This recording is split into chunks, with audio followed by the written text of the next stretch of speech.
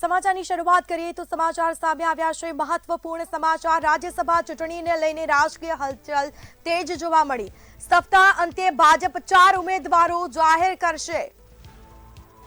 ગુજરાતથી એસસી અને એસટી સમાજ માટે એક બેઠકનો વિચાર। 8 જૂન સુધી ઉમેદવારી પત્ર ભરવાની અંતિમ તારીખ। 21 જૂને 4 રાજ્યસભા સાંસદોની મુદત થશે પૂર્ણ। અનુસૂચિત જનજાતિના રમીલાબેન બારાનો કાર્યકાળ છે તે પૂર્ણ થયો છે। અનુસૂચિત જાતિમાંથી હાલ કોઈ પ્રતિનિધિત્વ નથી,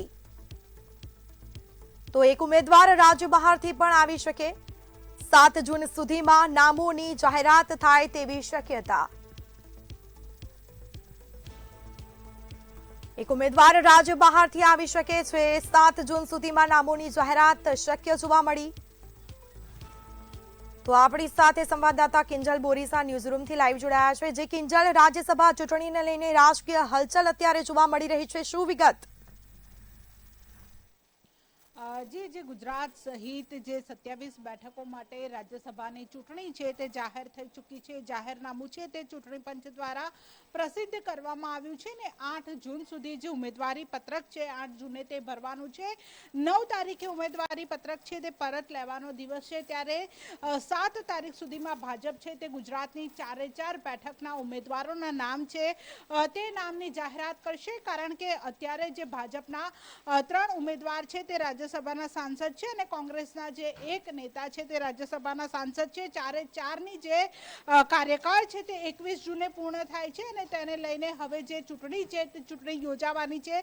આ વખતે ઇતિહાસમાં પહેલી વખત એવું બનવા જઈ રહ્યું છે કે આ વખતે ગુજરાતમાંથી કોંગ્રેસના એક પણ જે સાંસદ છે તે રાજ્યસભામાં નહીં જઈ શકે, કારણ કે જે રાજ્યસભાના ઉમેદવાર પસંદ કરવા માટે કોઈ પણ પક્ષની પાસે જે 37 જેટલા ધારાસભ્યોનું સંખ્યાબળ છે તે જરૂરી હોય છે અને કોંગ્રેસ પાસે માત્ર ગુજરાતમાં 12 જ ધારાસભ્યો પોતાની પાસે છે અને તેના જ કારણે કોંગ્રેસ છે તે પોતાના રાજ્યસભાના ઉમેદવાર છે તે પસંદગી નહીં કરી શકે। તેને લઈને પ્રથમ વખત એવું થશે કે ગુજરાત કોંગ્રેસનો રાજ્યસભામાં એક પણ સાંસદ નહીં હોય।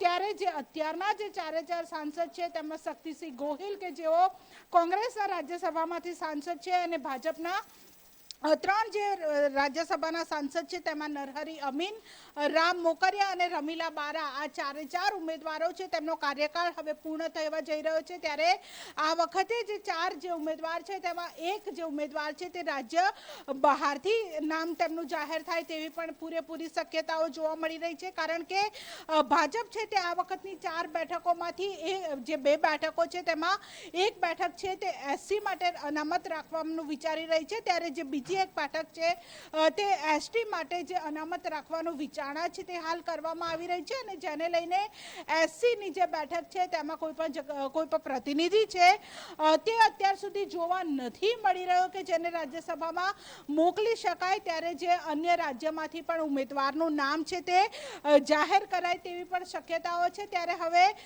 7 તારીખ સુધીમાં કાં તો 7 તારીખ પહેલા જે ગુજરાત ભાજપ દ્વારા જે રાજ્યસભાના પોતાના 4 સાંસદોના નામ છે તે નામની જાહેરાત કરવામાં આવશે અને જે જાહેરાત કરવામાં આવેલા ઉમેદવારો હશે તેમણે 8 તારીખે પોતાનું ઉમેદવારી પત્રક છે તે ઉમેદવારી પત્રક ભરશે અને ત્યારબાદ જે 21 જૂને જે ચૂંટણી છે તે ચૂંટણી યોજાવાની છે ને 21 જૂને જે સાંજે મતગણતરી પણ યોજાશે। આ વખતે પહેલી વખત એવું પણ બનવા જઈ રહ્યું છે કે ભાજપ છે તે ગુજરાતમાં બિનહરીફ રીતે જીતશે, કારણ કે કોંગ્રેસનું પ્રતિનિધિત્વ નથી અને તેના જ કારણે ભાજપ પોતાના 4 સાંસદોના નામ છે તે ટૂંક જ સમયમાં જાહેર કરશે। જી બિલકુલથી જાણકારી આપવા બદલ આપનો આભાર।